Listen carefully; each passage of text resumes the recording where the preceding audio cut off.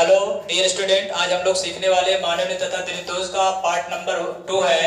जैसा कि आपने पार्ट नंबर 1 में सीखा था मानव नेत्र के विभिन्न भागों के बारे में, आज हम लोग सीखेंगे मानव नेत्र से संबंधित कुछ और बातें। जैसा कि आपको ज्ञात है कि शरीर के हिसाब से हिरण का जो आंख होता है वो छोटा होता है, जबकि हाथी का जो आंख होता है बड़ा होता है। और इसी पार्ट में आज हम लोग सीखेंगे निकट त्रिदोष तथा दूर त्रिदोष के बारे में। इसको सीखने से पहले सबसे पहले हम समंजन क्षमता के बारे में समंजन क्षमता के बारे में बात करते हैं। ये आपका समंजन क्षमता क्या है, इसके बारे में बात करेंगे।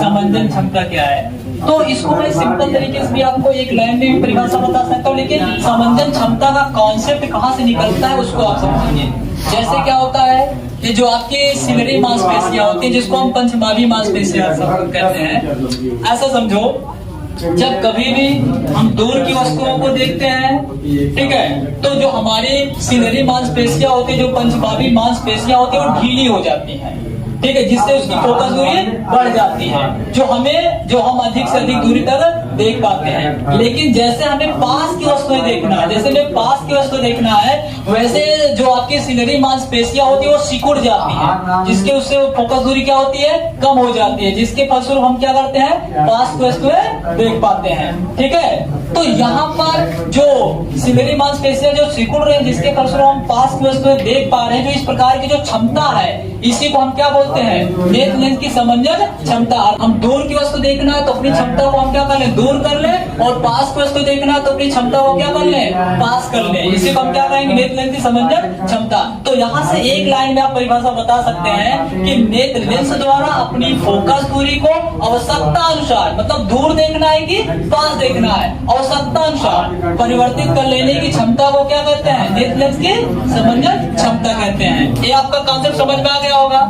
कहते हैं नेत्र से प्रतिबिंब का बनना, ये नेत्र द्वारा प्रतिबिंब कैसे बनता है, आप छोटा सा कॉन्सेप्ट इसको भी सीख लेते हैं। सर्वप्रथम आपका प्रकाश जो होता है वो कार्निया से अंदर प्रवेश करेगा, उसके बाद जैसे नेत्र में आएगा तो उसका अपवर्तन होगा, उसके फलस्वरूप लेंस में पहुंचेगा, लेंस के बाद कांच अथवा कचाप द्रव में आएगा, उसके बाद कहाँ पहुंचेगा, रेटिना पर। ठीक है, रेटिना पर पहुंचता है तो रेटिना जो होता है डायरेक्ट मैसेज किसको भेजता है, प्रकाश सिरा, और प्रकाश सिरा तुरंत उसको मैसेज किसको भेजेगा, मस्तिष्क को। जैसे मस्तिष्क को भेजा, ठीक है, तो अभी यहाँ रेटिना पर जब मतलब इसका प्रतिबिंब बन रहा था तो वास्तविक उल्टा और उससे छोटा बन रहा था। जैसे ही मस्तिष्क को भेजा वैसे एक ऐसा इसका प्रतिबिंब दिखाई कर देगा, अनुभव के आधार पर सीधा दिखाई देगा। ठीक है, इसी को कहते हैं नेत्र से प्रतिबिंब का बनना।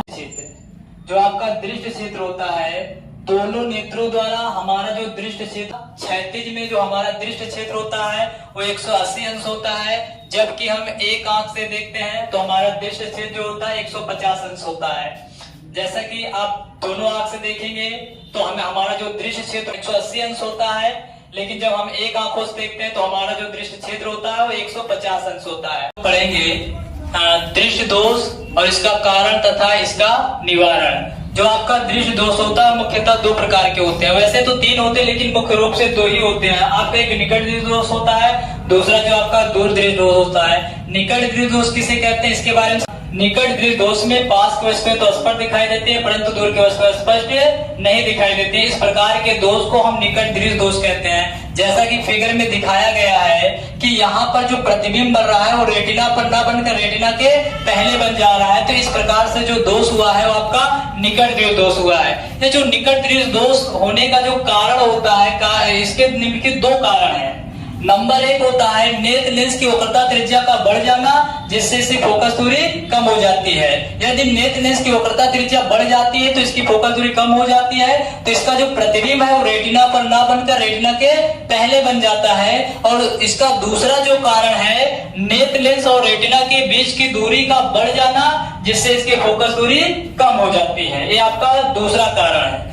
निकट दृष्टि दोष का निवारण हेतु चश्मे में अवतल लेंस का प्रयोग किया जाता है। अवतल लेंस का प्रयोग क्यों करते हैं, क्योंकि जो आपका उत्तल लेंस होता है वो अभिसारी लेंस होता है, जबकि अवतल लेंस जो होता है अपसारी होता है। यदि हम अवतल, क्योंकि प्रतिबिंब आपका रेटिना पर ना बनकर रेटिना के पहले बढ़ रहा है, तो इसलिए इसको हमें आगे बढ़ाना। जब आगे बढ़ाएंगे, क्योंकि ये अब सारी लेंस होता है, अगर हम अवतल लेंस का यूज करेंगे तो ये अपसारित करेगा, फैलाएगा, जिसके फलस्वरूप प्रतिबिंब आपका रेटिना के पहले ना बनकर रेटिना पर बन जाएगा। तो इस प्रकार से हम निकट दृष्टि दोष का निवारण कर सकते हैं। निकट दृष्टि दोष का निवारण है तो चश्मे में अवतल लेंस का प्रयोग किया जाता है। अब हम लोग पढ़ेंगे दूर दृष्टि दोष, जिसको हम दीर्घ दृष्टि दोष के नाम से भी जानते हैं। जो दूर दृष्टि दोष होता है, इस प्रकार के दोष में दूर की वस्तुएं तो स्पष्ट दिखाई देती हैं, परंतु पास की वस्तुएं स्पष्ट नहीं दिखाई देती हैं। इस प्रकार के दोष को दूर दृष्टि दोष कहते हैं। यदि किसी व्यक्ति में दूर दृष्टि दोष होता है तो उस व्यक्ति को बुक पढ़ने के लिए 25 सेंटीमीटर से अधिक दूरी पर रखना होगा। अब इसके बाद इसका कारण जान लेते हैं कि दूर दृष्टि दोष होता क्या है। तो दूर दृष्टि दोष होने का भी मुख्यतः दो कारण है। नंबर एक है नेत्र लेंस की वक्रता त्रिज्या का कम हो जाना, जिससे उसकी फोकस दूरी बढ़ जाती है। और नंबर दो है नेत्र लेंस व रेटिना के बीच की दूरी का कम हो जाना, जिससे उसकी फोकस दूरी बढ़ जाती है। देखिए यहाँ पर जो प्रतिबिंब बढ़ रहा है वो रेटिना पर ना बनकर रेटिना के पीछे बढ़ रहा है, तो इसलिए इस दोष का निवारण हेतु चश्मे में हम उत्तल लेंस का प्रयोग करेंगे। जब हम उत्तल लेंस का लगाएंगे तो यहाँ पर जो प्रतिबिंब रेटिना के पीछे बढ़ रहा था वो रेटिना पर ही बढ़ रहा है। तो इस प्रकार के दोष के निवारण है तो हम चश्मे में उत्तल लेंस का प्रयोग करते हैं। आपका एक है जरा दूर दृश्यता। जरा दूर दृश्यता, देखिए जरा का मतलब होता है कि हमें जरा सा दिखाई देना। जरा दूर दृश्यता, जरा दूर दृश्यता में हम सबसे पहले पढ़े, जरा का मतलब होता है हमें जरा सा दिखाई देना। इस प्रकार के दोष में व्यक्ति को ना तो पास की वस्तु स्पष्ट दिखाई देती है और ना ही दूर की वस्तु स्पष्ट दिखाई देती है। यह दोष लगभग व्यक्तियों में 50 वर्ष की आयु के बाद होता है। इस प्रकार के दोष का होने का कारण होता है कि व्यक्ति की आयु बढ़ने के साथ साथ जो पंचमावी मांसपेशियां होती हैं वो दुर्लभ हो जाती हैं, जिसके फलस्वरूप व्यक्ति को ना तो पास की वस्तुएं स्पष्ट दिखाई देती है और ना ही दूर की वस्तुएं स्पष्ट दिखाई देती हैं। इस प्रकार के दोष का निवारण है तो चश्मे में द्विफोक्सी उत्तल और अवतल लेंस का प्रयोग किया जाता है। जो उत्तल लेंस होता है वो चश्मे में नीचे की ओर और अवतल लेंस जो होता है वो चश्मे में ऊपर की ओर प्रयोग। अब हम लोग पढ़ने वाले हैं आंख का निकटतम बिंदु तथा आंख का दूर बिंदु। तो आंख का निकटतम बिंदु जिस पर रखी वस्तु का प्रतिबिंब एक सामान्य आंखों से देखा जा सके उसे हम निकट बिंदु कहते हैं। जो आंख का निकट बिंदु होता है वो आपका 25 सेंटीमीटर होता है, जिसे हम स्पष्ट दृष्टि की न्यूनतम दूरी कहते हैं। स्वस्थ आंख के लिए आंख का जो निकटतम बिंदु होता है वो 25 सेंटीमीटर होता है, जिसे हम स्पष्ट दृष्टि की न्यूनतम दूरी कहते हैं। अब हम लोग पढ़ेंगे आंख का दूर बिंदु क्या है। आंख से दूरस्थ वह बिंदु जहां पर देखने पर उसका जो प्रतिबिंब है स्पष्ट रूप से दिखाई दे सके, उसी को हम आंख का दूरस्थ बिंदु कहते हैं। एक स्वस्थ या सामान्य व्यक्ति के लिए जो आंख का दूरस्थ बिंदु होता है वो अनंत होता है। इसके बाद अब हम लोग पढ़ने वाले हैं दृष्टि विस्तार। दृष्टि विस्तार जो होता है निकट बिंदु तथा दूर बिंदु के बीच की जो दूरी होती है उसी को हम दृष्टि विस्तार कहते हैं।